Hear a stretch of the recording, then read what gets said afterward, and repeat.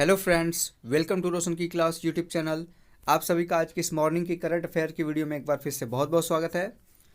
आज हम देखेंगे इस वीडियो में 4 अप्रैल 2021 के टॉप 10 करंट अफेयर्स। तो पूरी वीडियो ध्यान से देखिएगा। आप लोगों को मैं हर क्वेश्चन के साथ इतनी डिटेल में उसके बारे में बताऊँगा कि आप लोगों को वो क्वेश्चन याद हो जाएगा। और अगर आप लोग को डेली बेसिस पे करंट अफेयर की वीडियो मॉर्निंग में देखनी है 6 से 7 के बीच में टॉप 10 करंट अफेयर की वीडियो, तो रोशन की क्लास यूट्यूब चैनल से जुड़ जाइए। उसके लिए आपको नीचे लाल कलर के सब्सक्राइब बटन पे क्लिक करना है, बिल्कुल फ्री है। और साथ ही साथ जैसे ही लाल बटन पे क्लिक करेंगे एक बेल आइकन आएगा, घंटे का निशान आएगा, उसको दबा के ऑल नोटिफिकेशन ऑन कर लेना है, जिससे मैं मॉर्निंग में जो भी वीडियो आप लोगों के लिए अपलोड करता हूँ उसकी नोटिफिकेशन आप तक पहुँच जाए। और वीडियो देखने के बाद अगर आप लोगों को लगे कि वीडियो अच्छी लगी है तो प्लीज़ इस वीडियो को लाइक कर दीजिएगा, अपने दोस्तों के साथ इस वीडियो को शेयर करिए जितना भी हो सकता है। तो अब चलते हैं दोस्तों, शुरू करते हैं आज का पहला क्वेश्चन। पहला क्वेश्चन है, किस भारतीय आईटी कंपनी ने एक समझौते के तहत ऑस्ट्रेलिया स्थित एम्पियन कंपनी का अधिग्रहण किया है? तो यहाँ पे देख लीजिए, विप्रो कंपनी है, विप्रो आईटी कंपनी है जो उसने ऑस्ट्रेलिया की एम्पियन कंपनी उसका अधिग्रहण किया है। यहाँ पे इसके बारे में देखते हैं, विस्तार डिटेल आपको देखते हैं। यहाँ पे मैं क्या क्या आप लोगों को दिखाऊंगा, देख लीजिए। विप्रो ने साइबर स्पेस और गुणवत्ता इंजीनियरिंग सेवाओं के ऑस्ट्रेलिया स्थित प्रदाता एम्पियन का अधिग्रहण करने के लिए समझौते पर हस्ताक्षर किया है। यहाँ पे देख लीजिए, एम्पियन के बारे में अगर पूछ सकता है कि एम्पियन किस टाइप की कंपनी है, तो साइबर स्पेस और गुणवत्ता इंजीनियरिंग की सेवाएं ये प्रदान करती है, यानी कि जो साइबर सिक्योरिटी से रिलेटेड है और उसको सुधार करने के जो काम होते हैं उसके लिए एम्पियन कंपनी यहाँ पे काम करती है। विप्रो 117 मिलियन डॉलर यानी कि लगभग 867 करोड़ रुपए में एम्पियन का अधिग्रहण करेगी। सोच लीजिए, 867 करोड़ रुपए यहाँ पे देगी विप्रो एम्पियन कंपनी को खरीदने के लिए। एम्पियन का मुख्यालय मेलबर्न में है, उसके सिडनी, ब्रिस्बेन और कैनबरा में भी कार्यालय हैं। विप्रो के बारे में देख लीजिए, विप्रो का यहाँ पे फुल फॉर्म है, डब्ल्यू से हो जाएगा वेस्टर्न, आई से हो जाएगा इंडिया और प्रो से हो जाएगा प्रोडक्ट्स लिमिटेड। लिमिटेड आपको कंपनी में आगे लगा हुआ है, लेकिन जो विप्रो का फुल फॉर्म है वेस्टर्न इंडिया प्रोडक्ट, आपको यहाँ पे याद रखना है। विप्रो के संस्थापक M.A. हसम प्रेम जी ने इसकी शुरुआत 29 दिसंबर 1945 में वेस्टर्न इंडिया वेजिटेबल प्रोडक्ट्स के तौर पर की थी। यानी कि 1945 में इसकी शुरुआत किसने की थी अगर पूछा जाए तो M.A. हसन प्रेम जी ने। विप्रो जो आईटी कंपनी है जिसने इसका अधिग्रहण किया है एम्पियन कंपनी का, उसका जो यहाँ पे शुरुआत किया गया था, उसकी स्थापना हुई थी 1966 में और इसकी स्थापना की थी अजीम प्रेम जी ने, जो कि अभी भी इसके हेड हैं। सीईओ देखिए, विप्रो के आईटी कंपनी के सीईओ हैं थिएरी डेलापोर्टे और मुख्यालय इसका है विप्रो का बेंगलुरु में। दूसरे क्वेश्चन की तरफ बढ़ते हैं। जम्मू और कश्मीर में कितनी झीलों को संरक्षित आर्द्रभूमि घोषित किया जाएगा? तो यहाँ पे 6 झीलें हैं, उनको संरक्षित आर्द्रभूमि घोषित किया गया है। इसमें श्रीनगर की डल झील और सांबा की पुरमंडल झील भी शामिल है। याद रखिएगा, इसमें अगर पूछता है कि कौन सी झील, यहाँ पे श्रीनगर की कौन सी झील है तो डल झील है, और सांबा की यहाँ पे पुरमंडल झील को इसमें 6 झीलों के अंतर्गत शामिल किया गया है। मुख्य सचिव BBR सुब्रमण्यम की अध्यक्षता में जम्मू और कश्मीर आर्द्रभूमि प्राधिकरण की पहली बैठक में यह निर्णय लिया गया है। जम्मू कश्मीर की राजधानी की एक बात अगर की जाए तो 2 राजधानियाँ जम्मू कश्मीर की भी हैं। जम्मू कश्मीर की राजधानी अगर ठंडियों की बात की जाए तो ठंडियों की राजधानी यहाँ पे जम्मू है और गर्मियों की राजधानी है श्रीनगर। पूछा जा चुका है यहाँ पे इस टाइप का क्वेश्चन कि जम्मू कश्मीर की कितनी राजधानियाँ हैं, तो 2 राजधानियाँ हैं, जम्मू शीतकालीन सर्दियों की और ग्रीष्मकालीन यानी गर्मियों की श्रीनगर। स्थापना हुआ था जम्मू कश्मीर का 14 मई 1954 को। केंद्र शासित लेकिन प्रदेश जो बना है अभी, वो बना है 31 अक्टूबर 2019 को।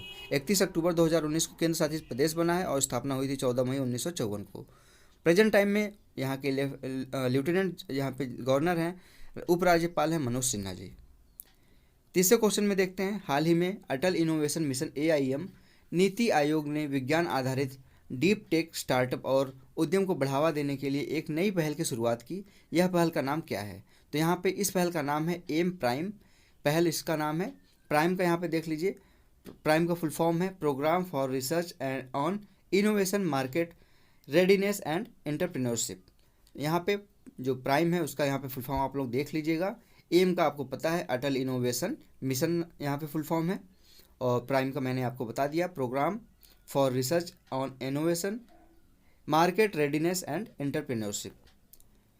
पूरे भारत में विज्ञान आधारित गहरे तकनीकी स्टार्टअप को बढ़ावा देने और समर्थन करने का कार्यक्रम है। यानी कि जब आप कोई साइंस से रिलेटेड कोई यहाँ पे स्टार्टअप करना चाहते हैं, कोई कंपनी खोलना चाहते हैं साइंस से रिलेटेड, तो उसके लिए ये सपोर्ट करेगा। ये जो पहल है इसके अंतर्गत आपको सपोर्ट मिलेगी अगर आप लोग साइंस से रिलेटेड कोई स्टार्टअप करना चाहते हैं। स्टार्टअप मतलब आप कोई शुरुआत करना चाहते हैं, कोई किसी कंपनी की, किसी भी यहाँ पे कोई खोज करना चाहते हैं साइंस से रिलेटेड, उसके लिए। एम ने इस देशव्यापी कार्यक्रम को शुरू करने के लिए bill and Melinda Gates foundation से हाथ मिलाया है। यानी कि जो बिल गेट्स हैं और उनकी वाइफ मेलिंडा गेट्स हैं, उस फाउंडेशन से यहाँ पे हाथ मिलाया है एम ने। यानी कि यहाँ पे जो अटल इनोवेशन मिशन है उसने हाथ मिलाया है bill and Melinda Gates foundation के साथ। क्योंकि आपसे पूछ सकता है कि किस फाउंडेशन के साथ मिलके एम ने इसकी शुरुआत की है। तो एम का फुल फॉर्म मैं पहले ही बता चुका हूँ, अटल इनोवेशन मिशन। इसकी स्थापना की गई थी 2016 में। नीति आयोग के बारे में देख लेते हैं क्योंकि इस क्वेश्चन से जुड़ा हुआ है नीति आयोग, तो नीति आयोग के बारे में भी जानना जरूरी है। नीति आयोग का फुल फॉर्म है national institution for transforming India. ये प्लानिंग कमीशन के जगह पे इसको स्थापित किया गया था। स्थापना हुई थी 1 जनवरी 2015 को। इसके पहले प्लानिंग कमीशन काम करता था, यही सेम काम नीति आयोग वाला। हेडक्वार्टर नई दिल्ली में है। अध्यक्ष प्रधानमंत्री होते हैं देश के। तो इस समय प्रेजेंट टाइम में प्रधानमंत्री हैं हमारे प्रधानमंत्री नरेंद्र मोदी, ये अध्यक्ष हैं। सीईओ की बात की जाए अगर तो अमिताभ कांत हैं और अध्यक्ष हैं, यहाँ पे उपाध्यक्ष हैं राजीव कुमार जी।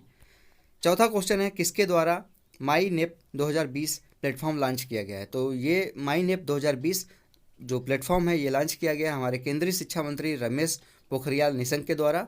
इन्होंने राष्ट्रीय अध्यापक शिक्षा परिषद एनसीटीई के वेब पोर्टल के लिए माई नेप 2020 प्लेटफॉर्म लॉन्च किया है। यह वेब पोर्टल 1 अप्रैल से 15 मई 2021 तक चालू रहेगा। यानी कि 1.5 महीने के समय तक के लिए ये पोर्टल ओपन रहेगा। मंच शिक्षकों के लिए राष्ट्रीय व्यावसायिक मानकों एनपीएसटी के विकास के लिए एक मसौदा तैयार करने के लिए हितधारकों के सुझाव इनपुट सदस्यता आमंत्रित करना चाहता है। यानी कि जो सुझाव शिक्षक देना चाहते हैं राष्ट्रीय व्यावसायिक मानकों के लिए, उसके लिए यहाँ पे 1.5 महीने ये ओपन रहेगा। आप यहाँ पे जाके सुझाव इस पोर्टल पे दे सकते हैं। पांचवा क्वेश्चन देख लीजिए। पांचवा क्वेश्चन है हाल ही में देश के पहले कृषि आधारित सौर ऊर्जा संयंत्र कहाँ पे शुरू किया गया है इसको। तो पहला यहाँ पे कृषि आधारित सौर ऊर्जा संयंत्र शुरू किया गया है जयपुर राजस्थान में। इसे प्रधानमंत्री किसान ऊर्जा सुरक्षा उत्थान महाअभियान योजना के तहत शुरू किया गया है। इसको संक्षेप में कुसुम कहा जाता है। कुसुम यह परियोजना 2019 में शुरू की गई थी। आपसे ये क्वेश्चन पूछा जा चुका है आरआरबी एनटीपीसी इसी जो 5वें शिफ्ट का जो 5वें फेज का जो एग्जाम हुआ उसके अंतर्गत कुसुम योजना के बारे में कि वो किससे संबंधित है। तो यहाँ पे देख लीजिए 1 मेगावाट की इस परियोजना को टपूतली तहसील के भालोजी गाँव में 3.5 एकड़ की ज़मीन पर स्थापित किया गया है। इस परियोजना की क्षमता जो है हर साल 17 लाख यूनिट विद्युत उत्पादन करने की है। मुख्यमंत्री यहाँ पे राजस्थान के अशोक गहलोत, राज्यपाल हैं कलराज मिश्र जी। तो यहाँ पे जो मैंने कुसुम योजना के बारे में बताया, कुसुम योजना आपका किसानों के लिए सौर ऊर्जा की जो किल्लत होती है, बिजली की किल्लत होती है, उसको दूर करने के लिए उनके खेत के पास ही सौर ऊर्जा का पैनल लगाया जाएगा। इससे संबंधित होता है। छठवां क्वेश्चन है देख लीजिए। ट्राइब्स इंडिया का ब्रांड एम्बेसडर और tribes of friends of tribes India नामक 2 प्रतियोगिताएं किसके द्वारा शुरू की गई हैं। तो यहाँ पे ट्राइफेड है जिसका नाम है ट्राइफेड, इसके द्वारा शुरू की गई है। Tribal corporation marketing development federation limited TRIFED है, इसके द्वारा यहाँ पे 2 प्रतियोगिताएं शुरू की गई हैं। ट्राइब्स इंडिया का ब्रांड एम्बेसडर और tribes of friend of tribes India. जनजातीय सहकारी विपणन विकास भारत संघ इसकी स्थापना की गई थी 1987 में। अध्यक्ष हैं ट्राइफेड के रमेश चंद्र मीणा जी और उपाध्यक्ष हैं प्रतिभा ब्रह्म जी। उद्देश्य क्या है इसका, उद्देश्य देख लेते हैं क्योंकि कोई भी अगर योजना शुरू की जाती है तो उसका उद्देश्य भी होना चाहिए। तो इसका उद्देश्य देख लीजिए है आदिवासी जनजाति के द्वारा जंगल से निर्मित एकत्र किए गए उत्पादों को अच्छी कीमत प्रदान करना। आदिवासी लोग होते हैं जो अपनी बहुमूल्य चीज़ें इकट्ठा करते हैं जंगलों से, उसको अच्छी कीमत प्रदान करना इस फाउंडेशन का, इस कार्यक्रम का उद्देश्य है। इस नवीन प्रतियोगिता के माध्यम से जनजातीय विरासत, कला, शिल्प के बारे में जागरूकता और आम नागरिक के बीच बढ़ाया जा सकता है। मतलब अगर उनके बीच प्रतियोगिता रखी जाए कहीं पे और जनजाति लोगों को अपने सामान की जो विरासत है, शिल्प जो वो लोग बनाते हैं जंगलों से प्रोडक्ट लेके उसको बढ़ावा देने के लिए इनको एक मंच प्रदान किया गया है। ट्राइब्स इंडिया के ब्रांड एम्बेसडर बनो के तहत देश भर के ग्राहकों से किसी आदिवासी उत्पाद की विशेषता के साथ कहानी आमंत्रित की जा रही है। यानी कि यहाँ पे जो ये ट्राइब्स इंडिया के ब्रांड एम्बेसडर बनो, इसमें आप लोगों को आदिवासी उत्पादों की विशेषता बताने के लिए एक वीडियो क्लिप अपलोड करनी है। वो वीडियो क्लिप कितनी बड़ी होनी चाहिए और कहाँ पे अपलोड करनी है इसके बारे में बता देता हूँ मैं आप लोगों को। यह ज़रूरी है कि कहानी 30 सेकंड से 5 मिनट तक के छोटे वीडियो के रूप में हो, यानी कि मिनिमम कम से कम 30 सेकंड का होना चाहिए और ज़्यादा से ज़्यादा 5 मिनट का होना चाहिए, ज़्यादा बड़ा नहीं होना चाहिए। और इसको जो प्रतिभागी होंगे, जो आप हिस्सा लेंगे, वो यूट्यूब पे आपको इस वीडियो को अपलोड करना है और वीडियो का लिंक यहाँ पे शेयर करना है। जनजातीय मामलों के मंत्रालय के रूप में यहाँ पे देखा जाए तो केंद्रीय मंत्री हैं अर्जुन मुंडा जी, राज्य मंत्री हैं जसवंत सिंह सुमन भाई भभोर। 7वां क्वेश्चन है, किस राज्य सरकार ने मनरेगा मजदूरी में संशोधन किया है? तो कर्नाटक है, यहाँ पे मनरेगा मजदूरी में संशोधन किया गया है। यहाँ के मुख्यमंत्री के बारे में पूछा जा सकता है कि आपको बताना हो कि कर्नाटक के मुख्यमंत्री कौन है, तो BS येदियुरप्पा हैं और राज्यपाल हैं वजुभाई वाला। मनरेगा के तहत दैनिक मजदूरी को संशोधन करके 289 किया गया है, जब जो कि 1 अप्रैल से प्रभावी होगा, यानी कि 1 अप्रैल से अब इनको 289 रुपये प्रतिदिन दिया जाएगा। इसके पहले यहाँ पे कितना था, 245 रुपये से बढ़ा के 275 रुपये किया गया था, लेकिन अब उससे भी बढ़ा के 289 रुपये कर दिया गया है। 2020-21 के दौरान राज्य में लगभग 15 करोड़ मानव दिवसों यानी मैन डे तक रोजगार को उपलब्ध कराया, यानी कि 15 करोड़ दिन तक यहाँ पे लोगों को काम दिया गया है, जिसने राज्य में के 13 करोड़ मानव दिवसों के लक्ष्य को पार कर लिया। यानी कि जो लक्ष्य रखा गया था 13 करोड़ डेज का, यानी कि 13 करोड़ दिन का यहाँ पे लक्ष्य रखा गया था काम देने का, लेकिन उसको भी पार करके 15 करोड़ दिन का काम दिया गया। यह राज्य द्वारा महामारी के दौरान गांव वापस लौटे मजदूरों को रोजगार देने के कार्य को दर्शाता है। यानी कि जो गांव में लौटे हैं बाहर से मजदूर महामारी कोविड-19 के समय में, उनको यहाँ पे कार्य दिया गया है, तभी तो वो कार्य इतने ज़्यादा दिनों तक का बढ़ा है। मनरेगा का फुल फॉर्म पूछ सकता है आपसे, मनरेगा का फुल फॉर्म देख लीजिए, महात्मा गांधी राष्ट्रीय यानी कि M से नेशनल रोजगार गारंटी अधिनियम। 2005 में इसकी शुरुआत की गई थी, लॉन्च किया गया था 2 फरवरी 2006 को। किसके द्वारा किया गया था? मनमोहन सिंह के द्वारा किया गया था, तत्कालीन प्रधानमंत्री थे 2005 में, ये 2005-06 में। उद्देश्य क्या था? ग्रामीण क्षेत्रों में आजीविका और सुरक्षा को बढ़ावा और प्रत्येक वित्तीय वर्ष में कम से कम 100 दिन तक रोजगार प्रदान करना। यानी कि मनरेगा के बारे में अगर पूछ सकता है कि कम से कम कितने दिन तक का रोजगार प्रदान किया जाता है, तो 100 दिन का गारंटी रोजगार प्रदान किया जाता है लोगों को। अगले क्वेश्चन की तरफ बढ़ते हैं। 8वां क्वेश्चन देख लीजिए यहाँ पे। अभी हाल ही में आरबीआई के एक डिप्टी गवर्नर का कार्यकाल 2 अप्रैल को समाप्त हो गया। उनका क्या नाम था? तो उनका नाम है, यहाँ पे 2 अप्रैल को उनका डिप्टी गवर्नर थे, उनका नाम है VP कानूनगो। इनका यहाँ पे कार्यकाल समाप्त हुआ है 2 अप्रैल को। इन्हें वर्ष 2017 में इस पद पर नियुक्त किया गया था। इनका कार्यकाल 3 वर्ष का था, जिसे 2020 में 1 साल के लिए बढ़ा दिया गया था। VP कानूनगो ने सितंबर 1982 में आरबीआई में अपने कैरियर की शुरुआत की थी। बैंकिंग एवं गैर बैंकिंग परिप्रेक्ष्य, सरकार और बैंक खातों तथा सार्वजनिक ऋण सहित बैंकों के कई कार्यात्मक क्षेत्रों में काम कर चुके हैं। ये आरबीआई का फुल फॉर्म है रिजर्व बैंक ऑफ इंडिया, भारतीय रिजर्व बैंक। 1 अप्रैल 1935 को इसकी स्थापना की गई थी। हर एग्जाम में अगर पूछता है ये अगर क्वेश्चन आरबीआई से, तो ये क्वेश्चन जरूर पूछने के चांसेस होते हैं कि स्थापना कब हुई थी। 1 अप्रैल 1935 को। राष्ट्रीयकृत यहाँ पे हुआ था, ये राष्ट्रीयकरण इसका हुआ था 1949 में। एक गवर्नर और अधिकतम 4 डिप्टी गवर्नर होते हैं इसमें आरबीआई में। प्रेजेंट टाइम में गवर्नर हैं शक्तिकांत दास जी। 9वां क्वेश्चन देखते हैं अब।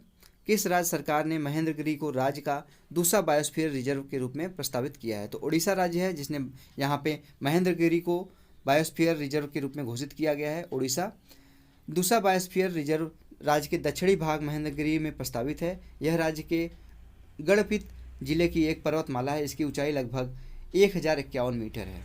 उड़ीसा में स्थित सिमलीपाल बायोस्फीयर रिजर्व एशिया का दूसरा सबसे बड़ा बायोस्फीयर रिजर्व है। ये अगर बात की जाए कि यूनेस्को में इसको कब शामिल किया गया था सिमलीपाल को, तो 2009 में शामिल किया गया था। फर्स्ट बायो रिजर्व भारत का अगर पूछा जाए तो यहाँ पे नीलगिरी बायोस्फीयर रिजर्व है, 1986 में इसकी स्थापना की गई थी। और सबसे बड़ा अगर बायोस्फीयर रिजर्व की बात की जाए तो कच्छ बायोस्फीयर रिजर्व है, जिसकी स्थापना की गई थी 2008 में गुजरात में। और सबसे छोटा यहाँ पे है जो बायोस्फीयर रिजर्व डिब्रू सायकोबा में है। 1997 में इसकी स्थापना की गई थी। इस चीज़ को आप ध्यान से देख लीजिएगा। बायोस्फीयर रिजर्व के बारे में काफ़ी अच्छा यहाँ पे बताया गया है। फर्स्ट बायोस्फीयर, सबसे बड़ा बायोस्फीयर, सबसे छोटा बायोस्फीयर, इसको याद कर लीजिएगा। 10वां क्वेश्चन है, किस राज्य के राज्यपाल को वर्ष 2021 के लिए कलिंग रत्न पुरस्कार से सम्मानित किया गया है? आंध्र प्रदेश के यहाँ पे राज्यपाल का नाम है विश्वभूषण हरिचंदन। इनको यहाँ पे कलिंग रत्न पुरस्कार से सम्मानित किया गया है 2021 के। कलिंग यहाँ पे जो रत्न पुरस्कार है वो किस क्षेत्र में दिया जाता है? तो यहाँ पे देख लीजिए, सरला साहित्य संसद द्वारा स्थापित पुरस्कार आदि कवि सरला दास की 600वीं जयंती और सरला साहित्य सम्मेलन के 40वें वार्षिक उत्सव के दौरान उन्हें प्रदान किया गया है। आंध्र प्रदेश के बारे में देख लीजिए, आंध्र प्रदेश के राज्यपाल हैं यहाँ पे, तो उनके बारे में भी जानना जरूरी है। आंध्र प्रदेश की स्थापना हुई थी 1 अक्टूबर 1953 को। मुख्यमंत्री हैं वाई एस जगनमोहन रेड्डी। और राजधानी अगर बात की जाए तो यहाँ पे 3 राजधानियाँ हैं, देख लीजिए। आंध्र प्रदेश की राजधानियाँ 3 हैं, सोचिए कि कितनी ज़्यादा यहाँ पे चीज़ें हैं। यहाँ पे एक राजधानी है कार्यकारी विशाखापट्टनम, जहाँ पे सारी कार्य के रिलेटेड कार्य होते हैं, जो वर्क से रिलेटेड होते हैं चीज़ें, वो होती है विशाखापट्टनम में। जो गवर्नमेंट से रिलेटेड चीज़ें हैं, विधायिका से रिलेटेड चीज़ें हैं, उसकी राजधानी है अमरावती। और जो न्यायिक, जो जैसे कोर्ट से रिलेटेड चीज़ें हैं, वो है कुर्नूल में। तो 3 राजधानियां हैं आंध्र प्रदेश की, याद रखिएगा। कार्यकारी है जो विशाखापट्टनम में है, विधायी है अमरावती में, और न्यायिक है कुर्नूल में। अब यहाँ पे हमारा आज का यहाँ पे करंट अफेयर का वीडियो समाप्त होता है, लेकिन अभी वीडियो समाप्त नहीं होती है, क्योंकि यहाँ पे मैं आप लोगों के साथ लास्ट में एक क्वेश्चन पूछता हूँ, जिसका आंसर आप लोगों को कमेंट बॉक्स में देना होता है। इस क्वेश्चन का आंसर मैं नेक्स्ट डे वीडियो में लास्ट में दूंगा, यानी कि आज की वीडियो के लास्ट में मैं कल के क्वेश्चन का आंसर बताऊँगा। तो उसके लिए भी अभी तक वीडियो पर रुके रहिए, सिर्फ 1 मिनट की वीडियो और है। भारतीय मौसम विज्ञान एवं अनुसंधान संस्थान कहाँ स्थित है? आपको बताना है कि भारतीय मौसम विज्ञान एवं अनुसंधान संस्थान कहाँ पे स्थित है, इसके बारे में आपको कमेंट बॉक्स में कमेंट करना है। अब कल के क्वेश्चन का आंसर देखते हैं। कल के प्रश्न का उत्तर, हाल ही में जारी आईसीसी महिला विश्व कप 2022 का आधिकारिक गीत का थीम क्या है? तो गर्ल गैंग यहाँ पे इसका थीम है, गर्ल गैंग। इसके बारे में देख लेते हैं। आईसीसी महिला विश्व कप 2022 का ये 12वां संस्करण होगा। जो 2022 का आईसीसी महिला विश्व कप होगा वो 12वां संस्करण होगा। मार्च और अप्रैल 2022 में न्यूजीलैंड में आयोजित किया जाएगा। इसको याद रखिएगा, आपसे पूछ सकता है कि कहाँ पे आयोजित किया जाएगा महिला विश्व कप 2022 का, तो न्यूजीलैंड में आयोजित किया जाएगा। यह 6 फरवरी से 7 मार्च 2021 के लिए निर्धारित किया गया था, लेकिन कोविड-19 की वजह से अब इसको 2022 में तय किया गया है। आईसीसी का फुल फॉर्म है इंटरनेशनल क्रिकेट काउंसिल, अंतर्राष्ट्रीय क्रिकेट परिषद। मुख्यालय दुबई यूएई में, यूनाइटेड अरब अमीरात में। स्थापना हुई थी 15 जून 1909 में। अध्यक्ष हैं ग्रेग बारकेले। और सीईओ की बात की जाए कि आईसीसी के सीईओ कौन है, तो मनु साहनी जी हैं। तो यहाँ पे दोस्तों आज का यहाँ पे वीडियो समाप्त करते हैं। आशा करता हूँ आप लोगों को वीडियो पसंद आई होगी। अगर पसंद आए तो प्लीज़ लाइक करिएगा, नीचे लाइक का बटन है, सिर्फ 1 सेकंड लगेगा। और रेगुलर बेसिस पे मॉर्निंग में करंट अफेयर की वीडियो देखने के लिए रोशन की क्लास यूट्यूब चैनल से जुड़ जाइए। उसके लिए सिर्फ आपको एक काम करना है कि नीचे से लाल कलर का सब्सक्राइब बटन, उसको क्लिक करके सब्सक्राइब करना है और साथ ही साथ बेल आइकन को दबा के रखना है। तो फ्रेंड्स मिलते हैं नेक्स्ट वीडियो में, तब तक के लिए आप लोगों का बहुत बहुत धन्यवाद। जय हिंद, वंदे मातरम।